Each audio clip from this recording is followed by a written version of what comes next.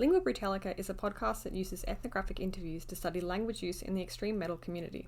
We are studying a music scene known for its love of themes and topics generally considered offensive, and it is likely that some episodes will touch on topics or opinions some listeners may find tasteless or ethically problematic. Ethnographic researchers aim to adopt the interviewee's point of view so that we can draw out and study the attitudes, beliefs, and practices that are important to them. We want to make it clear that in presenting these conversations here, we do not endorse any of their content. Our aim is to explore the thought processes behind language use in this long-running, international, and yet understudied scene.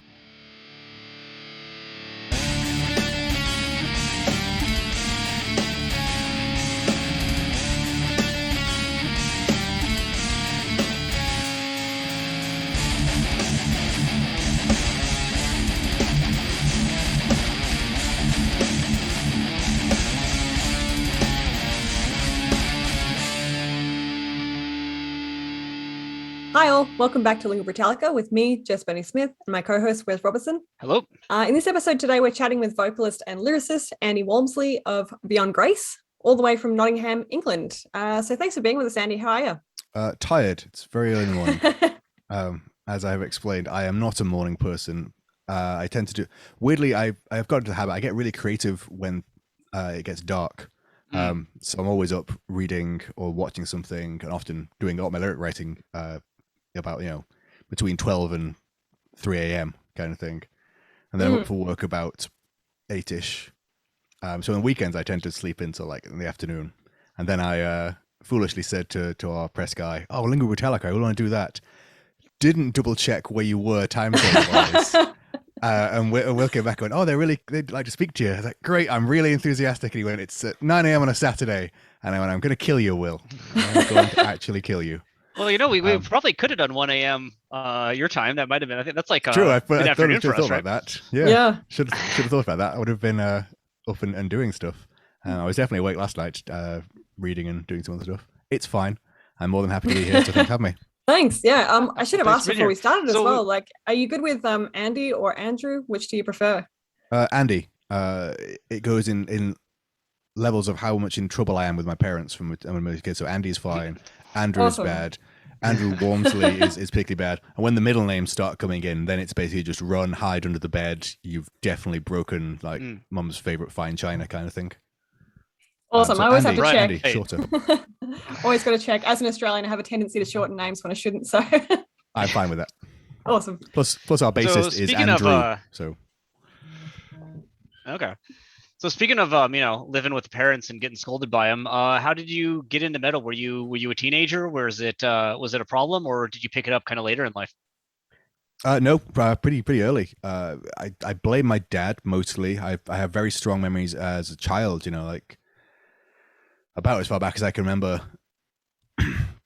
Car journeys with him were always things like Yes and Pink Floyd and King Crimson. Then stuff like, there's a lot of Queen and Bon Jovi and Def Leppard and The Who. It was all that sort of stuff that started me off down the path, when you get into that sort of thing. And I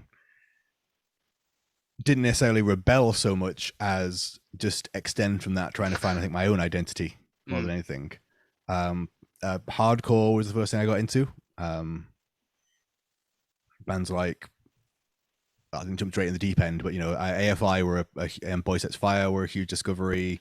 Zao and Earth Crisis and Shai Hulud, Vision Disorder. For some reason, that's a very clear memory. I think it was around the time that was early teenage years. Sharing mini discs of all things, if I remember correctly, instead of like tape trading, we were sharing mini discs we'd all put together and recorded and stretched out the timing on so we could fit as many albums in as possible. At the time, sound quality apparently at the time was not important to me. Looking back on it, because those things, the more you put on them, the worse they sounded.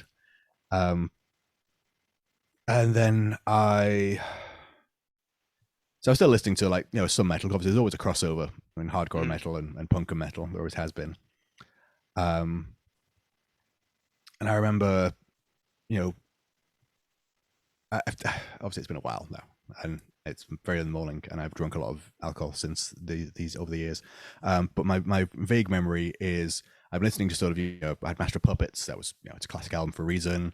There was Significant Other by Limp Bizkit, because obviously these are kind of the new metal years as well. You know, it's all just a mix of, I'm just picking and choosing stuff that, you know, just kind of hits my ear. Didn't really have wasn't part of the community in the sense of, you know, I can really deep dive. So it was very quite, I wouldn't say superficial, but, you know, surface level of just, you know, scanning across and occasionally picking something out. And I remember I was on holiday with my parents, and we found the only CD shop in Malta, as far as I can remember. And it was one of those places where it listed every band alphabetically, but not by genre. So it was just one of those things where you just flick through the CDs on this table. And I remember stumbling across Dead Heart and a Dead World by Nevermore. I had the vaguest inkling of that name was important. And they had a very spiky logo, and I like the spiky logo. I'd never heard them before in my life. I said, I want to get this. This can be my CD from the shop. And I remember that being a massive turning point. I think that band was where I discovered, really gained an appreciation for riffs and rhythms. The way that metal does things separate to pop and everything else. That was my sort of road to Damascus moment of, there's something actually, I don't just like this, there's something special about this genre that really connects with me. So when did you get into the genre that you would describe Beyond Grace's music to fit in? Like, how would you define this band to someone that hasn't heard them before? And what was kind of the gate into that specific realm of extreme metal? That's a good question. Well, can I remember when I got it? So I generally just these days just say death metal. We used to jokingly call ourselves omnidimensional death metal because we thought it was funny. Because we are, you know, we're a little bit proggy, but we're not progressive in that, you know, we're not just doing the generic ripping off Pink Floyd thing, which a lot of bands do. Which, by the way, is no bad thing. Pink Floyd are one of the best bands of all time. If you can steal even an iota of their talent and their ability, you're onto a winner. We're a little bit technical, mainly because the guys are very good players, but it's not flashy technicality. You know, it's not Archspire, for example, whose new album I actually have heard, and yeah, that's a hell of a record. You know, my guys can play. I'm so lucky to have musicians, because I am a mediocre musician at best, to work with who are that talented, but also that interested in songwriting. You know, there's, yeah, I generally just say death metal. It's a slightly, well, we always thought it was a slightly more modern version of death metal, but a lot of the reviews have been bringing up our traditionally old school sound, which I'm not entirely certain is true. Maybe it is when we stumbled into it. But I think the pathway was something like Earth Crisis did a song with Rob Flynn from Machine Head, which led me to discover their first album, which obviously is a classic. Burmese is a bit thrash, a bit hardcore, a bit death metal, which is a lot of stuff I kind of loved. From then, when I realized that this little opening in the metal aperture that made me realize there was a lot more out there that I hadn't listened to. I remember discovering, I think, In Flames and Satyricon quite quickly, and through In Flames I found Hypocrisy, and I think Hypocrisy were the first one to really get me into what you would call proper death metal, real death metal.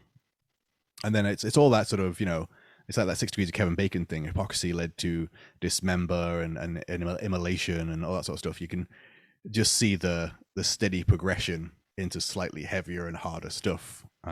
They get you with the light stuff, and then no, that's no longer a good fix anymore. So you need more and more. So was there anything about like the lyrics of death metal that drew you in initially that kind of led you down that path you just described? No, to put it bluntly. Okay. Let's be honest. Most death metal, I've got to say, most metal bands, lyrics are, I wouldn't say an afterthought, but they're not the focus by any means.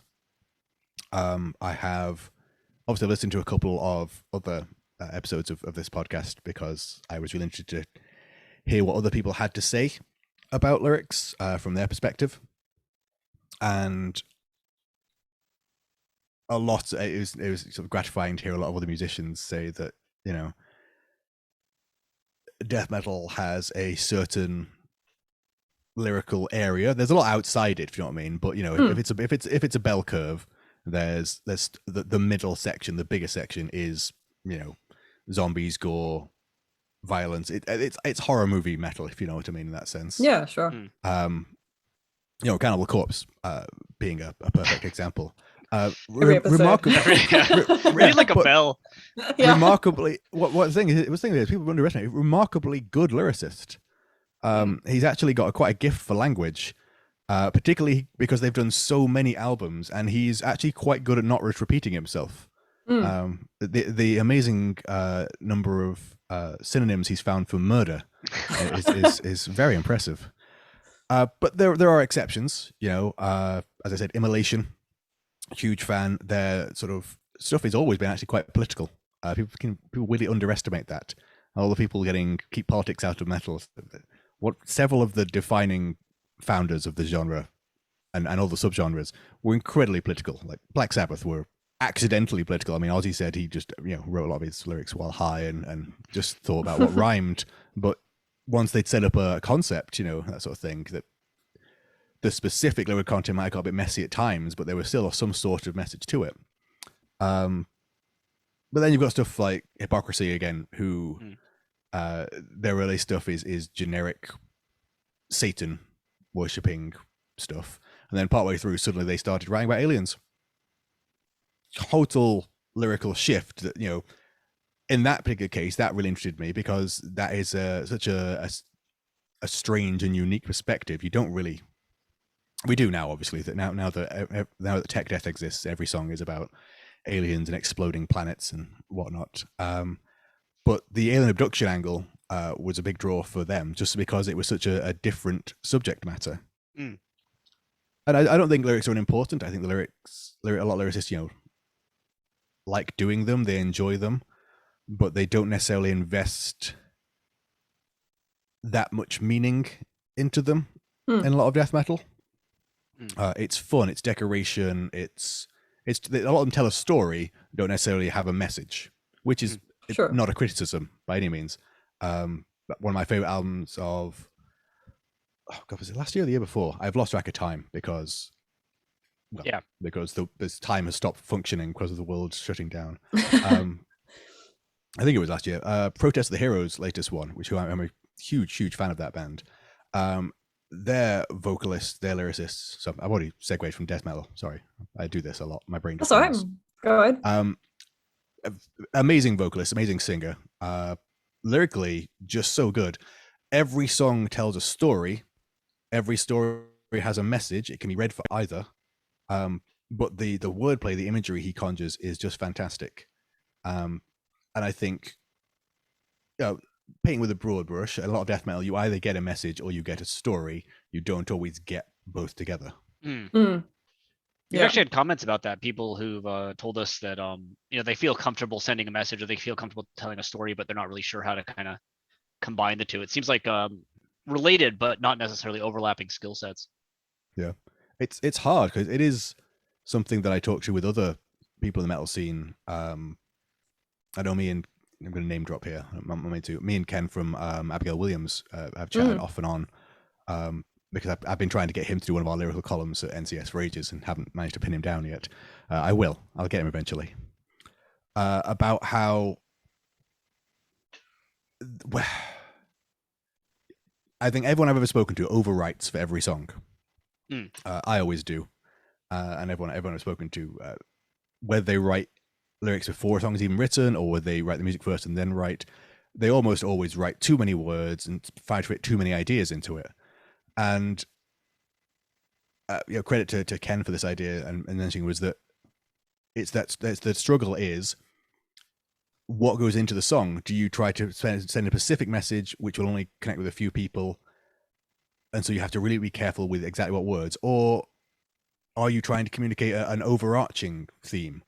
And he says, 9 times out of 10, what you'll do is you'll start cutting out words and sections that only appeal to, say, just you or just to one person. So the message remains, but it becomes slightly more, I suppose, generic is the only word I can use because I can't think of a better one, which seems a bit more insulting. But as you trim down, you tend to widen the appeal of a song instinctively, so you can speak to more people. But you lose the specificity of the language. So what you were talking about, I think it leads into the whole death of the author thing. Because you're doing that, it widens out the appeal, but also makes it easier for people to interpret it in different ways. And we've discussed a lot of, how do you get the specific message you want to say across? Because I still believe in the primacy of the author a lot of the way. I'm happy if people interpret our songs or when I hear people interpreting other songs, in certain ways. Like, I'm glad that resonated with you.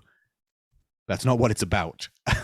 I know I put it out into the world and stuff, that sort of thing, but it's not about that. But a lot of that comes from you massively overwrite, you really explain your point, and then you realize you've used 1,000 words to say one, and you really need to cut it down. And bit by bit, the specific angles get chopped off till you've just got this central core. So originally it was constant war is bad, war profiteering is it feeds the arms industry and creates a global cycle of strife. Unfortunately, I can't fit all that in, so eventually the message is war is bad. It's true, it's just not what I was going for at the beginning.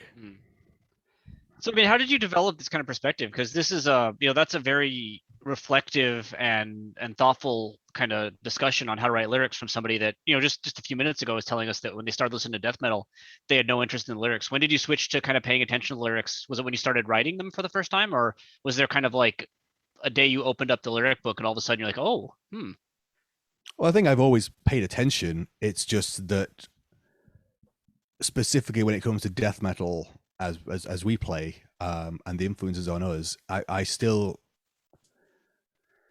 So one of the comments I read, because I do read the comments sometimes, about our album, or some guy thought the songs were too lazy and had too much hardcore influence, which I thought was funny because not a single other member of the band listens to any hardcore as far as I'm aware.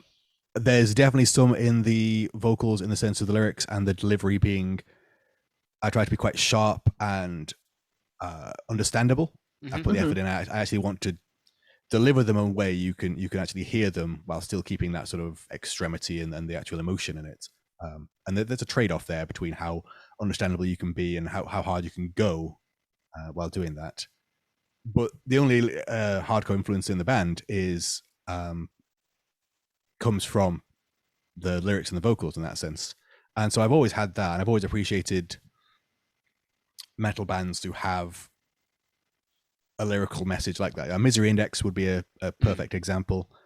Fantastic band. Hilarious that there's a couple of bits on the new album I do think have a bit of Misery Index tinge, but Tim, who wrote them, doesn't listen to Misery Index, which is great. We all have different angles and different blind spots. Means it makes it harder for us to rip people off, which is good. Darkest Hour were a huge transitional band, I think, from the hardcore into metal for me. Again, John Henry is a great vocalist and a great lyricist. Heaven Shall Burn, a huge one. A lot of these bands have that quite poetic messaging rather than telling a fictional story kind of thing. And that's always resonated with me. I've always said I can enjoy a band despite its lyrics a lot of the time. Not always. Sometimes they're just too dumb. But I particularly enjoy a band if I love the music and the lyrics. Even if not necessarily the message isn't one I agree with all the time. I don't have to 100% agree. There are certain messages, obviously, we don't have to name exactly what, where I will listen to it and go, no, thank you. But there's people out there who have. There's another name drop. Just more to give credit. Matt from Sludge introduced me to Peregrine, who are like an anarcho-agrarian communist group whose lyrical thing is very much a whole return to the soil, break down society back into smaller groups rather than nation states and all that sort of stuff. I don't believe that at all. I think that would cause more problems than it would solve. But they deliver it with passion and with intelligence, and I appreciate the dedication there.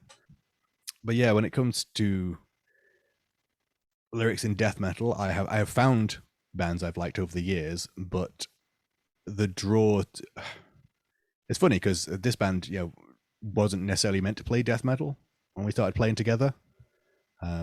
It was a bit more mellow death metalcore when we started, and then we just got tired of that, because this is before anyone knew who we were. I think a couple of name changes before people knew who we were, to be honest. And just bit by bit, we've slid in this direction quite naturally, without particularly trying. I mean, this latest album, the plan after Seekers, which was a lot more tech deathy and lyrically a lot more cerebral, head over heart, was the Faceless have kind of toned down. We really like that sort of thing, but Tim can sing and I can sing, and we'd maybe bring some clean vocals in there. Let's write something really sort of proggy and techy and that sort of way of doing things. And that didn't happen. It didn't happen. It was doubly funny. We got Chris, a new guitarist, in. He joined during the Seekers cycle, and he comes from a prog background more than most. And we assumed, obviously, him joining would push us in that direction, and it didn't. And everything they kept writing kept getting heavier. The songs, we allowed them to proceed in the way they felt like, rather than trying to force them into a particular direction, and ended up writing a death metal album. Oops. Interesting. So you mentioned before that, of course, if you like the lyrics, then you'll like the music even more. But there are some cases where perhaps you don't connect with the lyrics so much, but you can still enjoy the music as a product because of the delivery and things like that. How about in terms of like lyrics that like you really don't vibe with? Like, are there any kind of particular lyrical styles, themes, or practices that you find like either make a song sound dumb, as you mentioned earlier, or I suppose just make it kind of not something that you could even bother listening to? I mostly get bored with slammy or brutal gore lyrics. Not to say they can't be done well. I know Benighted have some incredibly disgusting stuff that's just done with such verve for the language that it's hard not to, like I said before with Cannibal Corpse, it's hard not just to be impressed by the wordplay there. Similarly with Aborted being an absolute classic. His lyrics can sometimes be a bit hit or miss, but when he hits, he's got a great talent for making ridiculous sounding words very catchy and catching your ear with a hook in a very brutal song. But the stuff that sounds like a lot of the quite misogynistic, aggressive, well, nothing wrong with aggression, but in that sense, stuff that makes me think you've never actually had a consensual relationship with a woman is usually a bad sign. Yeah, I'm not a big fan of that. I get that art is controversial and nothing is necessarily off limits. I've watched some controversial films and read controversial books, and there's nothing. I'm not saying don't do it, but it doesn't appeal to me at all. Obviously, so I listen to a lot of black metal. Actually, I do, and Ed, the drummer in the band, listens to a fair bit as well, but the rest of the band doesn't really. And I remember having a conversation. This will make sense with the question, I promise. About that level of nihilism and pure hatred, but there's also obviously a large crossover with Nazism in black metal. I don't think that's controversial to say. It shouldn't be controversial to say. People complain about saying that. It's like, well, it's is facts, a fact, isn't it? Yeah, it's a fact. Yeah, and it's also sadly not just a black metal problem. Neo folk, and there's huge parts of the Eastern European dance scene and stuff like that. These things have been infiltrated by Nazism and white supremacy and all that sort of stuff, because it's a way of getting to people and getting the message to the youth while sanitizing it. Which is again, and that's not a new thing either. It's just something, constant vigilance and all that. But we're talking about why is it acceptable for one band to say this and another band to say this, and sorry, unacceptable to say this. And I said, well, actually, I remember there's a Dimmu song, rhymes gifts of grace with murder the entire human race, and if you were to say that to someone completely out of context, that's essentially, the Unabomber's terrorist manifesto kind of thing, really. But then you said there's another band, and then that lyric or whatever is like, that's very clearly rooted in old school anti-Semitic conspiracy theory.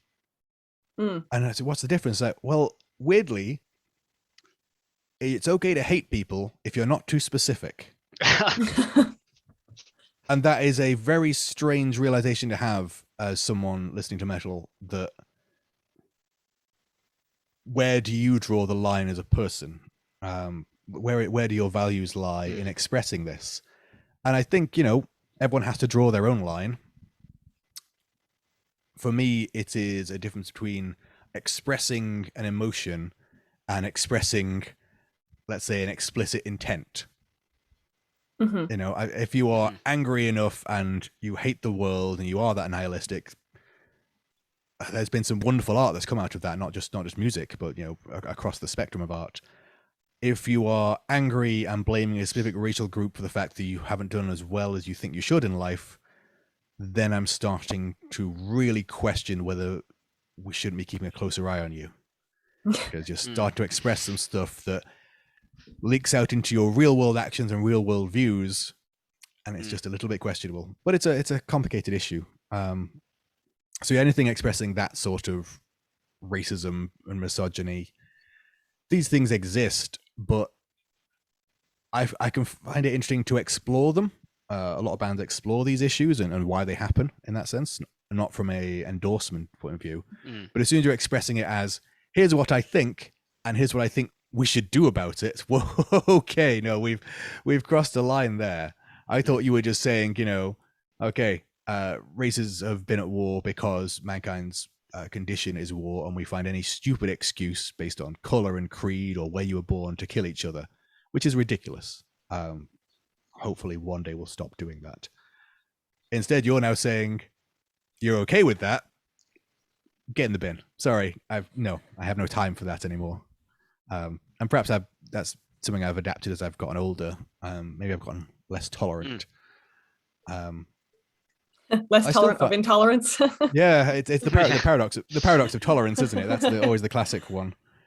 But it's all about consequences. I think there's a bit of a, like, there's a thing in a metal fan's life where they start listening to all these songs about, slaughtering everyone and murder, and then they find a band that isn't joking or is taking it seriously for the first time, and like kind of a veil comes down.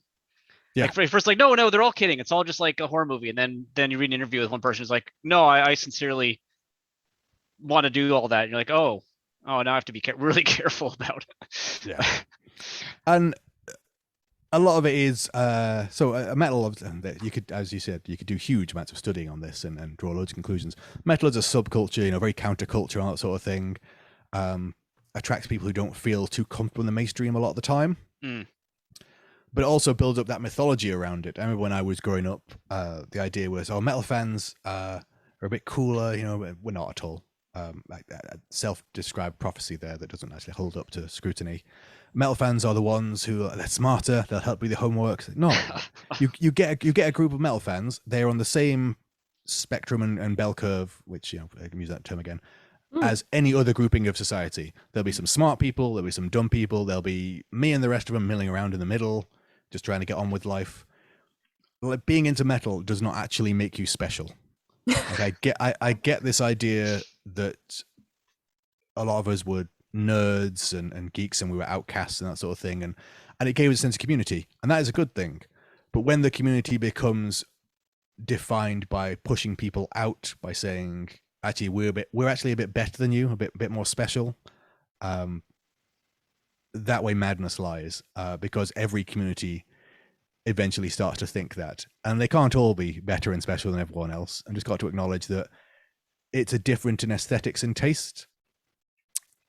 And that's led some people to realize that this band isn't real nihilists because they all live in nice houses because they've also got good day jobs. That doesn't mean that the emotions they're expressing are any less real. It just means they also exist in the real world. Just because so and so said they actually would like to murder someone doesn't make their lyrics about murdering people better. It just means they might need a bit more therapy. There was a specific one, I can't remember the example now. But you get it with a lot of black metalers should all live in the woods and worship Satan. But if they live in the woods, they'd never make any music. You'd never get to hear it. So where do you not see how that there is some element of projecting the inner self that doesn't necessarily reflect all of who you are. And I think people expect people to it's like pro wrestling. That's that way. People, they expecting people to live their gimmick, and when you realize that it's not all actually real, it doesn't make the athleticism in pro wrestling any less. It doesn't make the emotions going into the metal any less. It just doesn't mean that, like I said, the guys who aborted aren't 6-armed mutant doctors from a post-apocalyptic wasteland who are going to rearrange your insides. That's not who they are. They're just 5 guys with an interest in this particular sort of lyrical aesthetic, and they've thrown a lot of effort into it. I don't think that lessens the impact of it. So within this kind of bell curve that you're talking about and this sort of metal world, do you feel when you write lyrics, you have to fit yourself within there? Have you ever kind of thrown away a lyric because you thought it didn't fit within that kind of metal style that is as broadly, vaguely defined as it is? I don't think I've thrown anything away because it wasn't metal enough. The last track on the first album was based on Teilhard's theory of the Omega point. He comes from a Christian background, but the idea of a grand group mind at the end of eternity that we're all evolving towards, and it's actually quite a utopian theory, and it's not actually that metal in that sense, but it can be made that way. I don't necessarily think there has to be a limit on what you write about in metal. There is definitely a familiarity to the aesthetic. I one of the previous podcasts of yours I listened to, I remember you asking about whether people could identify metal lyrics on the page versus other genres. And I think, and I shouldn't be using this because I think that they've basically started to disprove the whole bell curve theory recently, but it's still it's a useful example for the moment. Sure. To use that again, yeah, I could probably identify 90% metal lyrics in the middle of the bell curve, but there's stuff on either end that you really think, oh, actually this crosses over with what this genre tends to talk about, or that person in this other genre. If you strip it away, Chelsea Wolfe is a huge thing in the metal scene. Bless you. Thank you. And I was listening to her recently because a friend of mine, Rob, reminded me what a big fan he is and how I actually quite like them through him. And taking just reading the lyrics out of the music, I can see why she's crossed over with metal fans so well, because the worldview and the lyricism, stripped of context, could have come from any number of metal songs in that sense. 100%. I love Chelsea Wolfe. Yeah, good. Yeah. And I think she's been a fantastic gateway. Not to say gateway that she's in any way simplistical. She's a wonderful artist in her own right, but she's a fantastic gateway for a lot of metal fans to listen to that and go, oh, maybe there's worth in other genres, because there is, because metal is not special. It is unique. But then again, jazz is unique, and folk is unique, and all these things in their essence fulfill a role. But there's also crossover between them, and there's these little gateways where you can use one artist to get into another area. I've forgotten the question entirely now. Sorry, I think you answered it. Yeah, you answered it. You just took a little while. It's good. Yeah, I do that. Sorry, my brain runs on tangents, and I'll get back there eventually. I promise. It's good because you end up, answering questions we haven't asked yet. So yeah, makes it easier for us, really. You're ahead of us, literally, right? Yeah, 100%. I mean, yeah, because you already mentioned earlier that, the way that you view metal has changed a little bit over time. Is that reflected in your lyric writing process as well? Like, have you approached lyric writing differently as you've kind of progressed through your career? In the sense that it's hard to say, because we only really started taking it seriously. We've been playing together as a group for a long time now, but it was just more of I was going to say big fish, small fish in a small pond. To be honest, we were a local band playing just fun music for a long time, and then we got a really nice message from a guy who was using the name we had at the time, and he politely asked us to stop using it. He was very polite about it, entirely. It wasn't a cease and desist. It was very much, causing some confusion, guys. I do have the name registered. Would you be, willing to change your name? I'm sure there was an implied legal threat behind it, but he approached us on a normal not face to face, but that just a normal level at first. And obviously we said yes, because obviously a unique name benefits us as well. And it's when we changed to Beyond Grace, we had to sit down in a local pub and said, do we want to take this a bit more seriously now? Like I can't guarantee, we're gonna go anywhere with it, but I for one would like to take it a bit more seriously and not just act like a local band. I would like to act like a viable band. Growing up in Manchester, I saw a lot of bands who were more than happy to be local heroes, and then they'd break up within 6 months, reform with almost the same lineup, play almost the same music, and play the same level of shows, and just repeat that ad infinitum. And I didn't want to do that. It just felt like it was achieving nothing really in the grand scheme of things. So really, about when we started taking it seriously in the run up to Seekers was when I started taking lyric writing seriously, most of all, I think. I still kind of write in the same way I did then. That was only 4 years ago. So it's not surprising that much has changed. I use this in another interview. I'm going to keep using it because I think it describes my process really well. I'm a lyrical magpie. I read a lot. I watch a lot of movies, a lot of TV, listen to a lot of music. And although I try not to do it with music actually, because if you've got, I think, although great artists steal and all that, I try not to be influenced by other bands too much. I will try and learn a little bit of generic ideas when we're going through. I hear a band do a structural twist or a change or write a song in a certain way. I think, why have we never done that? I don't want to steal riffs. I want to steal big ideas. So lists of songs to do. Work on a third album now, and I'm trying to work in a switch between heavy riffs and a weird acoustic verse. Not singy, like that. It's going to be hard to describe, but a switch to quite aggressive acoustics, and we've never done anything like that before. And I can't remember where I picked that up. Again, it was from another band. And I went, that's a great idea. We've never done that. Right, that's going in the ideas bucket. For lyrics, I'll be going through most of my books. I've got shelves behind me and shelves over there and shelves upstairs are full of dog ears, where I've found something I want to go back to later. I've taken a note and noted things down. I'll be watching a movie and I'll think that's a great idea, and then I'll forget to note it down, have to come back to it a year later when I suddenly rewatch the movie again and go, oh, I meant to write that down. I will steal that line. Tons of stuff from TV. It all just goes into, usually it's individual documents. I'll come up with a song title, or I'll find a particular line that might be a song title, and it doesn't, sometimes it just makes it into the song, it gets changed. And I've got, I think 30 different ideas for the next album already, taken from multiple different sources. And I'm just picking and choosing, stealing shiny lines and shiny ideas from books and movies. And sometimes they make it in wholesale, and sometimes they get adapted quite a bit, and I lose track of where I've stolen from, and they get mutated.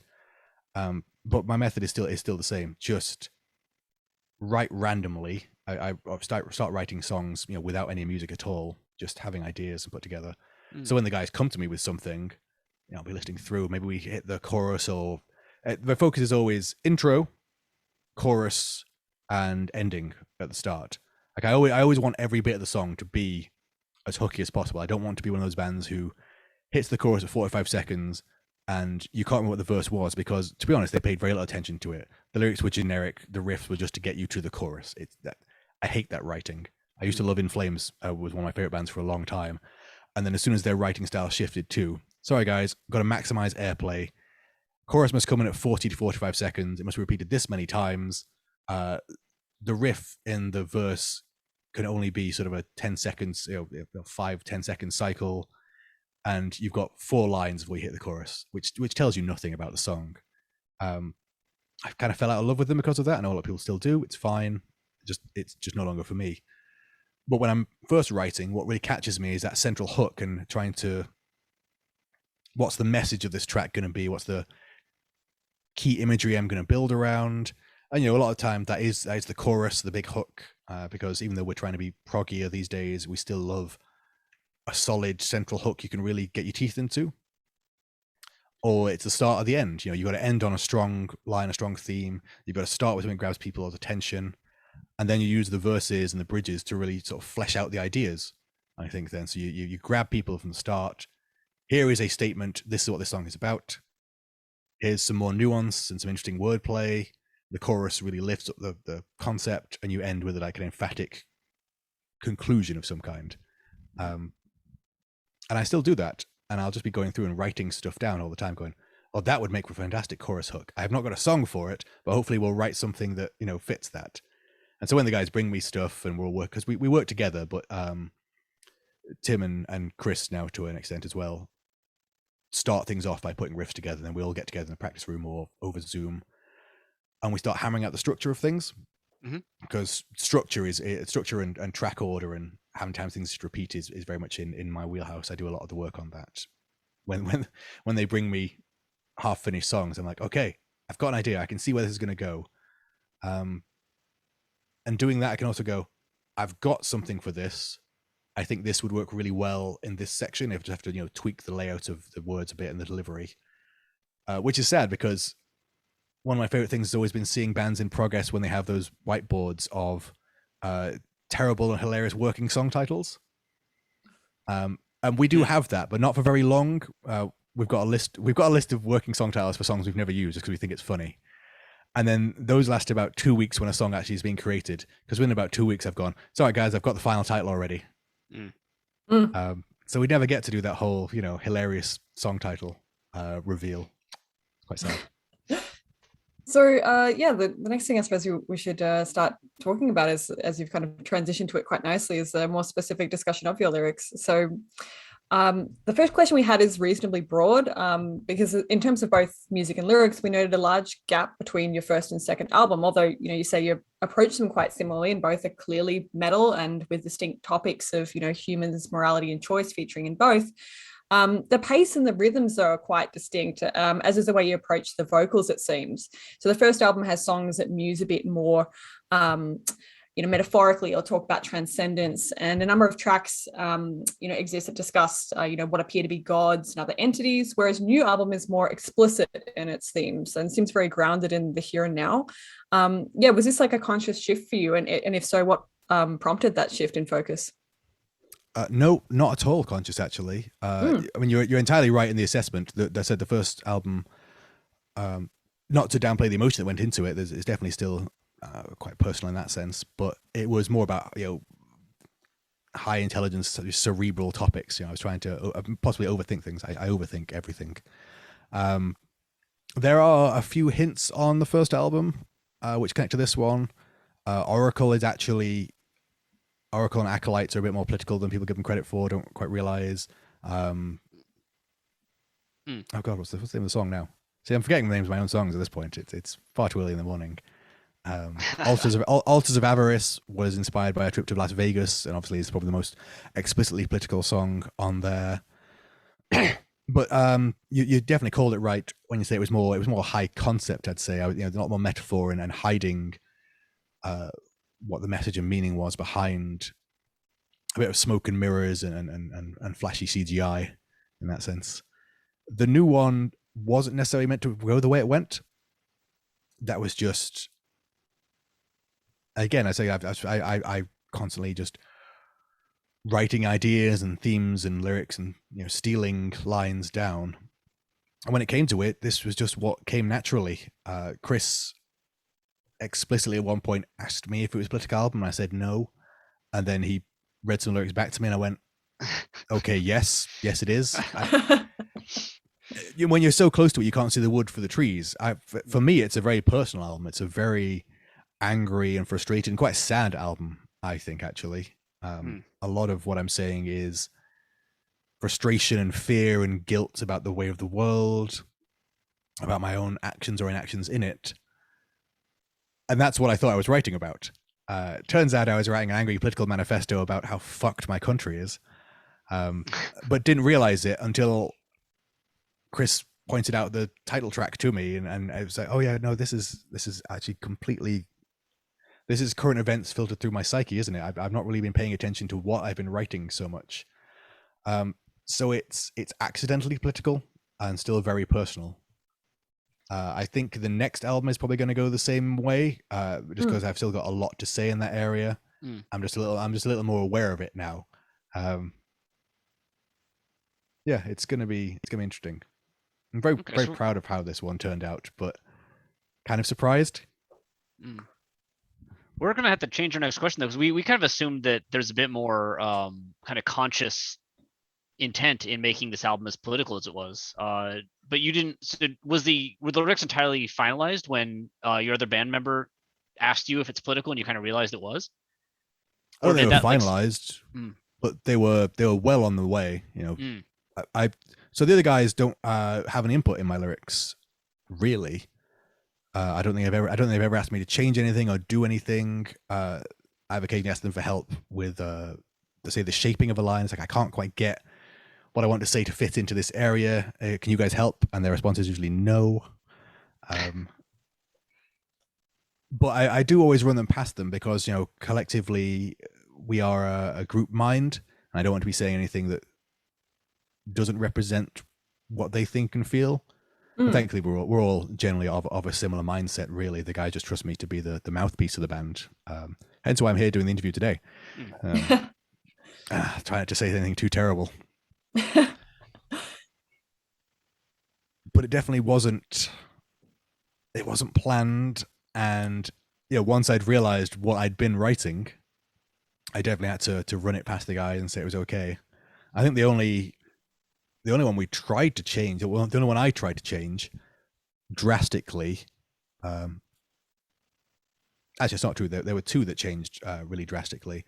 One, Dark Forest Doctrine, the opener, originally was Dark Forest Doctrine. There's a video out there somewhere of us playing it very early on. We're a bit scrappy, and it doesn't help that Ed breaks one of his kick pedals partway through the song. We had to finish up. We had to play the entire set with a broken kick pedal. So that wasn't. It's not the greatest video, but the evidence out there that song exists in this proto form quite early on. I got that about 70% finished and couldn't find the extra 30%. Just couldn't get it. So I started writing different lyrics entirely with a different ending chant and different hooks. And we tried that out a couple of times, and then circled back to Dark Forest simply because it didn't feel as natural. Clearly, I was trying to write something in the vein of everything else, rather than just letting myself write whatever I needed to. The difference between, you know, purposely trying to write a political one and writing something that accidentally turns out politically because that's where your headspace is. Mm-hmm. And then the other one that changed drastically was Persona Non Grata, simply because that song, when we started writing it, was like a 3.5 minute tech death song, and then we finished it, and it was really, really generic. It was something we would have written for the first album and probably rejected then as well for not being good enough. So we changed a bit, and then the ripple of that was the next bit had to change, and the ripple from that changed the next bit. I think we kept one riff, which is the first riff in the bridge, and now it's this 6-minute sort of prog immolation track with spoken word verses and interesting jazzy drumming parts. So unsurprisingly, what lyrics I had, and I can't remember what they are now, they weren't what we ended up with, got binned because the song transformed into something entirely different, and they no longer fit with the themes and the feel of it. It's interesting that you mentioned that you know, there can be some difficulty involved in like trying actively to write something political, because of course, if you've heard our podcast before, you'd know that this is a topic that's come up several times with people saying that, like, although they can, you know, write songs that may be unintentionally political or have political applications, trying to create a song with like an explicit political message can be very challenging. Like, for instance, like we've spoken to Freddie Lim of Thonic, who obviously writes very political songs, but even he said that, like, when he tries to write a song that has a specific overt political message, it often doesn't come across as well, or doesn't come out as naturally, you know, very much kind of the same idea that you just talked about. So yeah, I suppose, like, I'm interested in like how this is for you. Like, you know, how did you manage to write an album that does have, like, you know, very apparent like political application, and is, you know, also very personal in a way that, you know, we often don't see in a lot of metal music, given, again, that's another talking point that we hear very commonly, is this kind of dichotomy between people that will say either, yes, my lyrics are deeply personal, or no, my lyrics have nothing to do with me as an individual, you know. I just wondered what your take was on this, like, you know, how you've approached it given that difficulty. So first off, it was really interesting that Freddie Lim said that, considering he's an active politician as well. Yeah. You think if anyone could naturally work political statements into his lyrics, it would be him. But then again, I guess at some point it is art. It is not a political polemic. It is not a political manifesto. Even so, Dawn Raid, who are on the same label as us, wonderful band, fantastic band, so outspoken with their politics. But you actually read the lyrics; they are still couched in revolutionary metaphor and storytelling. And I think the reason for that is because humans are storytelling creatures. For me, I've said this a few times. I'm not trying to tell you how to think or how to act. It is very personal. These are my feelings about circumstances. It's my emotions, my rage, my frustration, and my sense of guilt about my own actions or inactions fueling all this. If that connects with you, great. But I'm definitely not telling you how to live your life. I mean, it's great if it connects. As a band, we always say we write for an audience of 5, really, both musically and lyrically, and it's just fantastic that it does connect with people. We never thought it would, really, because we're so insular with the 5 of us. We're never thinking, how is an audience going to react to this? It's the 5 of us in a room going, yeah, do that again. I liked that. Do that when our ears perk up, and then hopefully it reaches the people. Same with the lyrics. And I got to give credit to a lot of the things I was, again, raised on. Credit where credit's due. I think a lot of the TV I was raised on, funny enough, everyone decries the influence of TV, but there's a lot of Red Dwarf and Blackadder influence, funnily enough. I don't know if you've seen the video to Factions, which gets pretty violent. The pitch for that originally was Reservoir Dogs meets Red Dwarf. Now, obviously, it came out a lot more Reservoir Dogs. But it actually came a lot darker than any of us intended. It was all my idea, and when I saw the final cut, I was a little bit shocked myself. These are fictional stories that you can really enjoy on a comedic level, but actually have a huge amount to say going on under the surface. And it was that sort of thing that I think really inspired me, whether consciously or subliminally. You're telling stories about people, and a lot of the time you're telling stories about yourself. The protagonist, the antagonist, the second grip is you. It's impossible to not put yourself into these stories. And once you're invested in them, the message is embedded in the medium. In that sense, you're not explicitly trying to say, do this, do that, avoid this, this is bad. You are expressing your own feelings, putting yourself through a character, putting yourself just through a song. And if you're honest, the message is clear in that sense. I know it sounds a bit wishy-washy. It's despite talking about lyrics, it's hard to put into words, surprisingly. Ironically, perhaps. We did our live comeback show, which was recorded and streamed online. And just to point out, that was our first show in 20 months. And just partway through prepping for it, we realized recording for posterity our first show in sort of 20 months is probably a terrible idea, but we're committed now, so let's just go with it. We played a show since then where we were clearly better. So perhaps we should have done some warm-up shows, but we were so glad to be back on stage. I think you can just tell that in the actual footage. The intro to that is from a bit of Fry and Laurie, who, again, hugely influential. A series I can watch again and again for just incredibly how funny, but how actually angry they were. I think a lot of the best comedy comes from anger. Pick a comedy with the way of the world.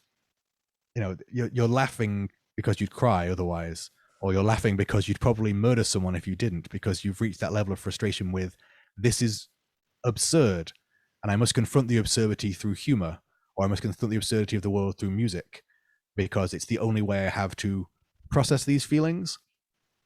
And I know people complain that, in comedy you can't do this, and everything's too woke these days.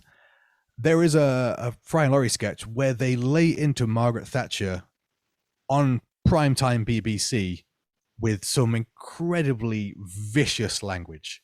Like they despise her, everything she's doing to the country, everything she stands for. What's funny is that in some ways the people on, say, generally the right wing who are complaining that you can't do all this, that you couldn't do that today. If you legitimately called out a politician to their camera that aggressively, your show will be taken off the air. But just a fascinating insight into, we're funny people and we're putting a lot of effort into these sketches, but under the surface, we are angry. Okay, we are not happy with the way of the world, and this is our way of processing that and hopefully communicating it. And I think a lot of that fed into the lyrics and the message, if that's the right word for it, of the album. It was just putting things down on paper and processing them through the songs.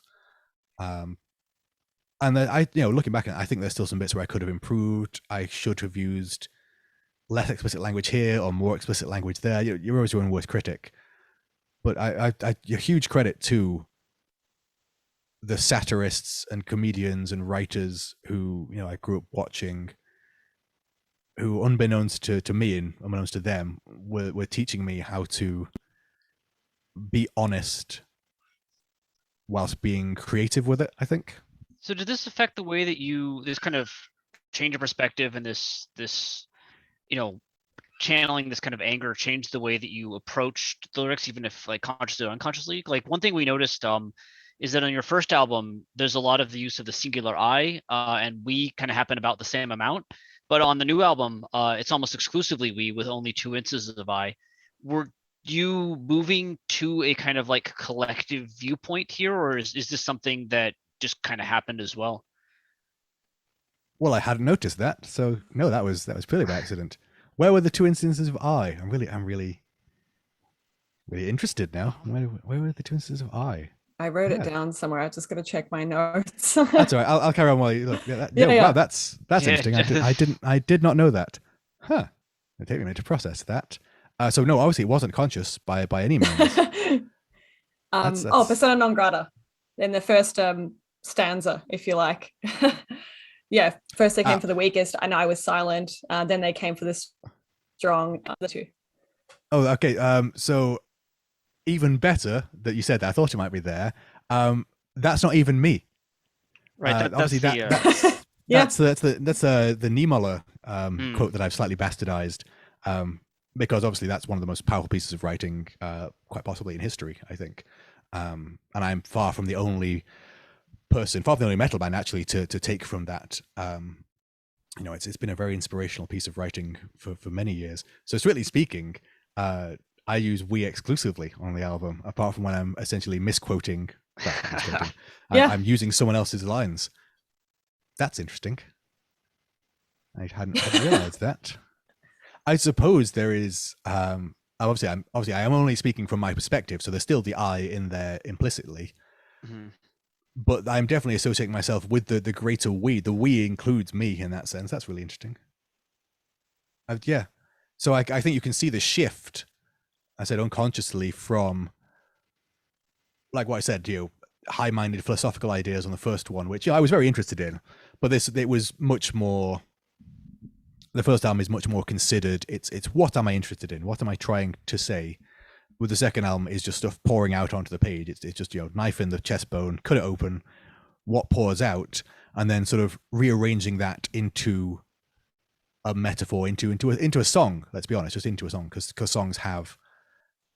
I was a mediocre poet. I went through university. I did English and philosophy degree at university, and I remember I did a poetry module. And I got ripped apart basically by the poet in residence. It was quite disheartening actually at the time. I thought I was terrible, but it turns out I'm not a poet at all. I don't actually. I'm very much. I don't understand poetry. If I'm going to be honest, I don't understand how you take prose and turn it into poetry. What the difference is. I don't understand why line breaks work where they do. Why some people choose them. It is for someone who writes lyrics. I can fully admit I just don't understand poetry. I will occasionally appreciate a poem because it connects with me, but I can't write it. I don't know how that works. And I know a couple of friends who are writers of novel stuff, and I can't do that. I might one day publish a collection of short stories I've been working on bit by bit, in the same way I do my lyrics, of just writing down titles and putting bits and pieces in. But it turns out what I do best, arguably, depending on who you talk to, is lyrics for songs, because song writing is not necessarily just a poem. It's not necessarily just prose set to music. That's where I kind of found my wheelhouse. But clearly I was not aware of quite what I was doing, which I think is a good thing, actually. In all honesty, I'm totally fine with that. Hadn't realized. I'm just in my head while I'm chatting to you, I'm looking back at some of the lyrics and thinking, actually, yeah, it's, and I don't think I'm trying to hide myself behind the we there, which is always a temptation. Authors, writers who want to express themselves but are afraid of being too open, hide themselves in their characters or hide themselves behind, absolutely. I mean, I was going to ask that exact question, like, is that, a way of depersonalizing? But as you've said, that obviously isn't the case, right? Because you had a very personal approach to this. Yeah, I think what I'm doing, and I may change my mind about this, because obviously if this is a realization I've only just come to now, is associating myself with the greater we. I am you, you are me. There isn't that much difference between us, really. Like I said earlier, I'm okay if people interpret certain songs to mean something to them, but I know what I was trying to say. I know what I mean, and I know who I am. But I think perhaps the use of the we there is not consciously, but unconsciously designed to put myself in your shoes and you in mine, to actually say that, this is almost a universal concept in that sense. That's very interesting. I'm going to have to spend some time thinking about that. I had not realized at all I'd done that. Is it to do with the, I suppose, expansive impact of the topics that you're addressing, in that they don't just apply to an individual, but rather they do apply to large groups of people? They are affecting large groups of people. Is that? It's definitely part of it, because I think the title track chorus, "We are the blinded, led by the blind," is obviously one of the biggest we's in the entire album, really.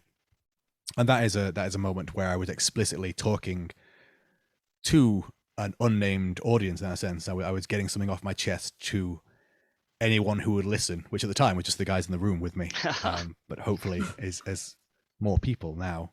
It's interesting. There's a real contradiction inherent in the idea that, as I said, we only really write for ourselves. I was always shocked that Prosthetic took a chance on us, because I don't necessarily know if we are a universal band in the sense of, you'll be able to market us to absolutely everybody and we'll make that connection, right? Because we purposefully chose to write death metal, which already, thins our fan base, and then death metal that isn't specifically old school or tech. So, we're not necessarily leaning too hard into one of the genres where we could get a distinct fan base.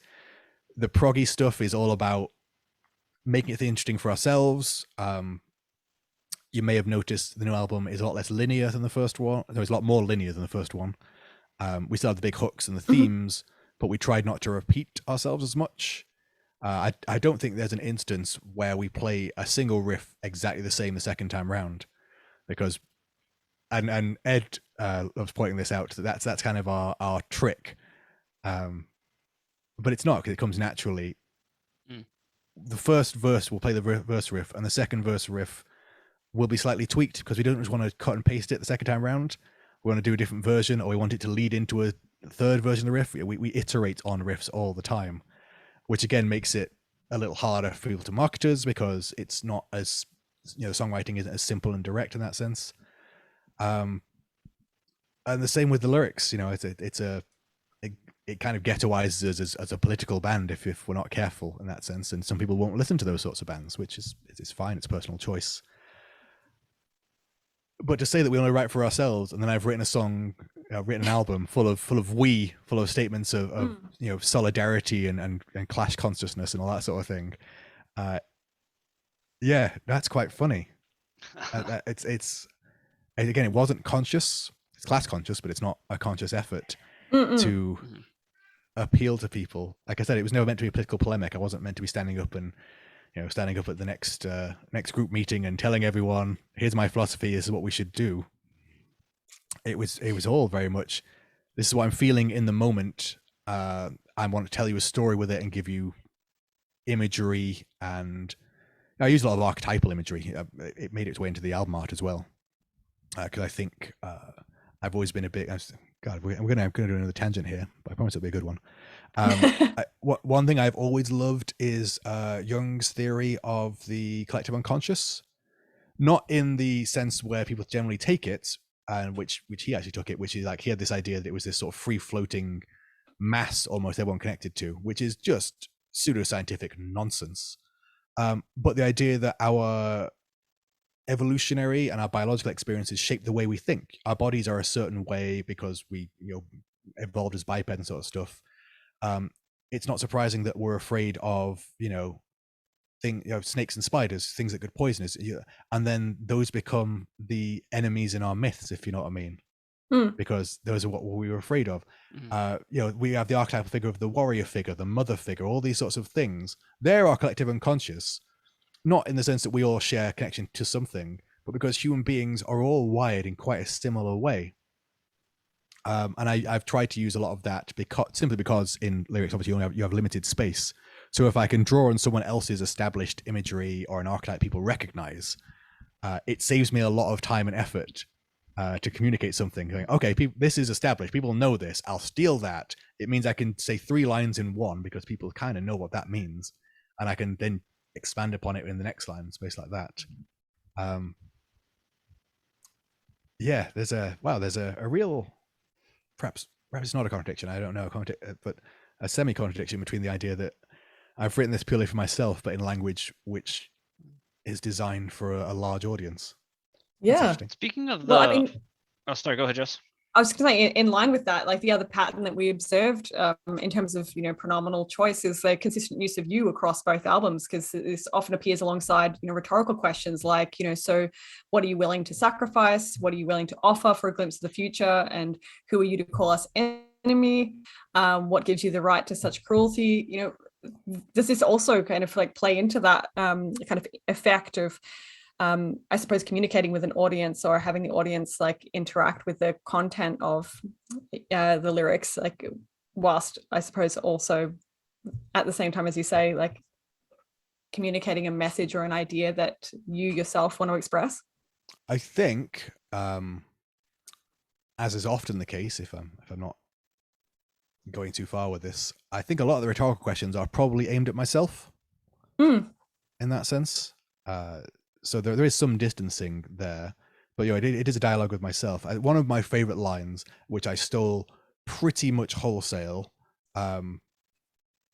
is stolen from The Handmaid's Tale. It's from the book, but it's actually in the TV series as well.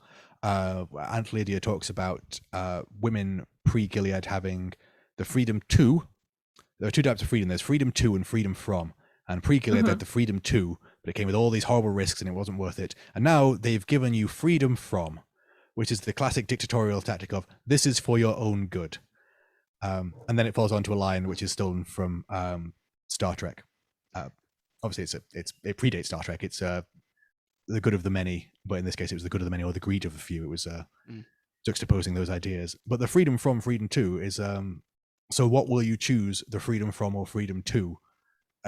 Fully in dialogue with myself at that point. And I think probably a lot of those questions are that way. Like I said, you pointed out that first appeared, that trick, in Oracle, I think, on the first album. So clearly it's something I've taken a liking to, but I haven't noticed before. It's amazing. So I've always tried to not repeat myself too much. There's definitely some themes. Our Kingdom Undone is the first time where I've explicitly tried to repeat some of them, because the title track uses references that refer to the previous tracks, not necessarily explicitly, but like, say, Hive Mind was inspired by a meeting with a member of the Quiverful cult on a plane journey once. I've recited this story a few times, but he was a fascinating character, quite worrying, really. And I was vaguely aware of what they were, and it was only while talking to him, I suddenly realized he was part of this movement, and then went on to research them, and it's a crazy thing. And the Hive Mind video takes a lot of that and uses some interesting stuff from their imagery and other stuff like that. But that's also got a lot of Handmaid's Tale in it. because the two go pretty much hand in hand, really.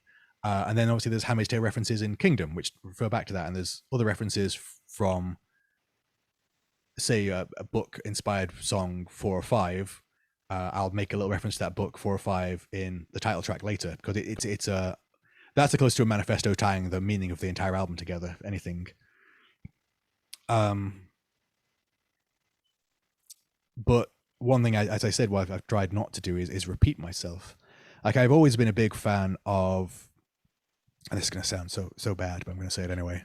I've always been a big fan of Dark Tranquillity, but Mikkel Stan of Dark Tranquillity, fantastic vocalist.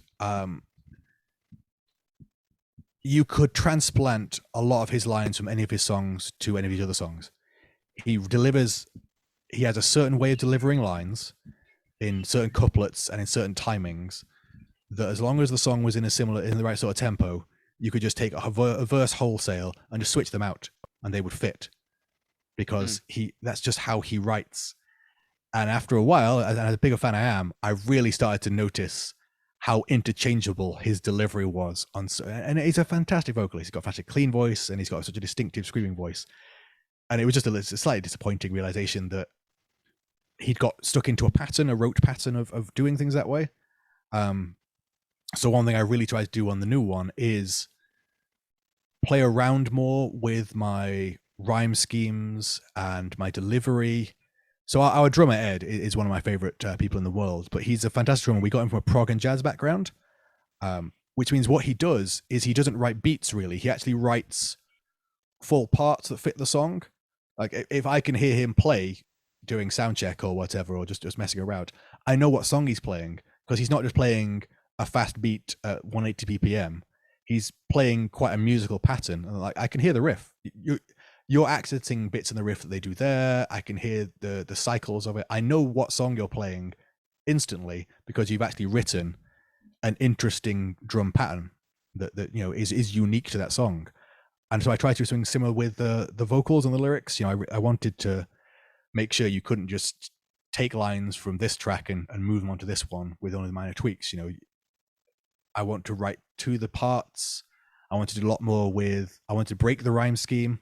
I didn't want to do ABAB all the time.